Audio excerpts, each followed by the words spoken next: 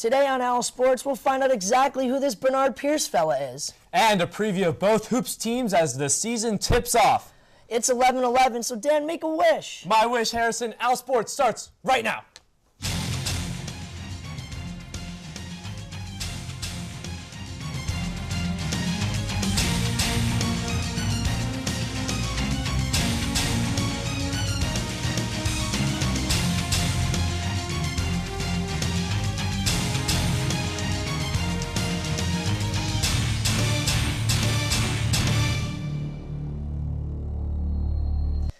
Happy Veterans Day and welcome to another edition of Owl Sports Update. I'm Harrison Bob and sitting next to Dan McKinney. Over the next 30 minutes, we'll sit down with two different Hoops head coaches. And the field hockey team surprises at the Atlantic 10 Conference Tourney. But first, the football team has become worth watching again for the first time in about a decade. A trap game or a letdown game. It used to be the way other teams would look at Temple football. But last Thursday, the Owls were looking at a trap game with Miami of Ohio in town. The struggling Redhawks had just one win on the season compared with Temple's 6-game win streak, and of course its undefeated conference record. The Owls were coming out strong out of the gate in this one, and Bernard Pierce would take this in for the score, his first touchdown on the night. And on the ensuing possession, Miami freshman Zach Dreiser throws this one for the first down. But the Owls and Bernard Pierce would take it to the house again. That was his second of the night. Hold on, tack on another one for Bernard Pierce. 3 touchdowns on the night. What a night for him. But the Redhawks would retaliate here with a 28-yard screen pass. Take that one in for the score. Dreiser had 426 yards on the night. The Hawks would own the air game as Dreiser connects here for another 14-yard touchdown pass. And those Redhawks, well, they weren't done yet, as they scored again, giving the team their first lead of the night. But the Owls would fight back. Bernard Pierce here on the run, setting up an 18-yard field goal with 3 seconds left, and freshman Brandon McManus splits the uprights, giving the Owls the win. That's 7 straight for Temple, and Pierce 178 yards, 3 touchdowns. What a night. I expected to do good, but I didn't think I was going to do as good. But then again, I didn't know I was going to have a good line like I did, so that always helps. Having a 300-pound line straight across the head of you, that helps out a lot. How do you feel about defenses starting to plan around you as a freshman? I don't like it. Makes my job harder.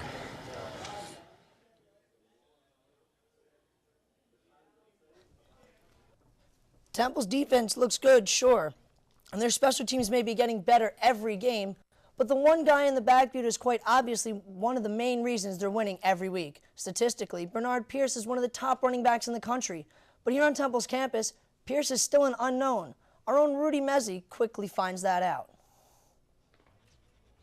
Bernard Pierce, number 30, 6 feet tall, 212 pounds, freshman running back, Temple Owls. Pierce has compiled 1,211 yards and 14 touchdowns for the first 10 weeks of play, making him one of the top 3 rushers in the nation. But who is the man behind the face mask? Do you know who this is? It looks like Bill Cosby.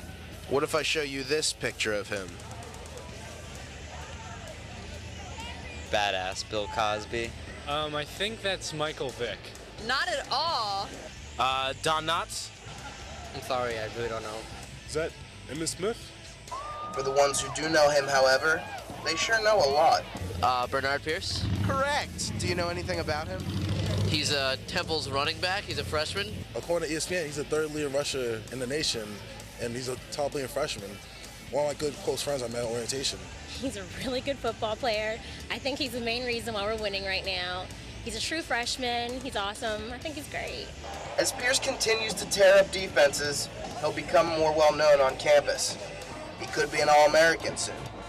He could someday be in the NFL.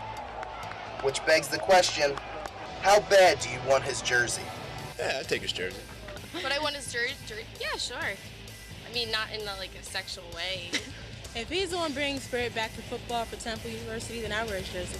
Here at the Temple bookstore, if you were to thumb through the jerseys, you wouldn't find number 30. But don't worry, Bernard Pierce fans, come MAC championship, there will be t-shirts featuring the Big 3-0. But for now, Pierce is the only one sporting the number 30, a number which equals the amount of years it has taken for the Owls to play in another bowl game. So I guess it's appropriate that he's the guy leading the way. I'm Rudy Mezzi, Owl Sports. Temple's looking to keep their winning streak alive this coming Friday night when they travel to Akron to take on the Zips. The Owls' surprising run has earned them 7 votes for the AP Top 25 poll. Standout running back Bernard Pierce has torn up the turf to the tune of 1,211 rushing yards, good for 3rd in the nation.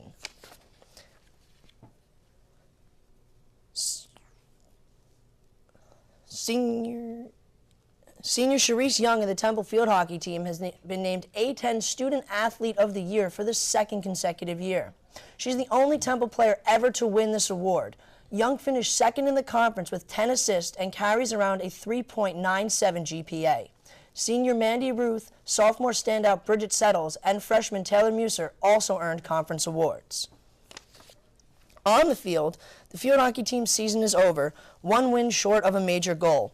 The Owls played in the postseason conference tournament at University of Massachusetts, losing in the championship game. It was the Owls' first trip to the finals in 6 years.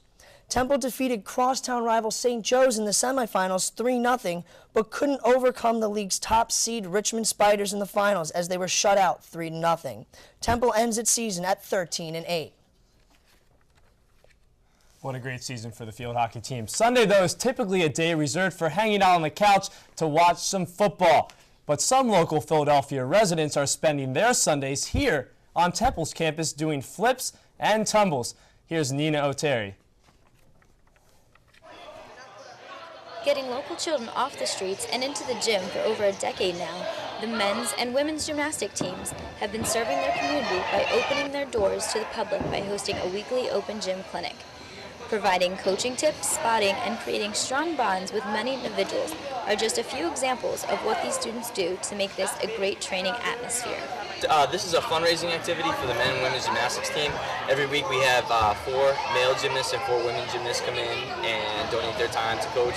I think it's great. They're, have nothing to do on a Sunday. They're, getting stronger, learning about people, and developing relationships with positive older role models.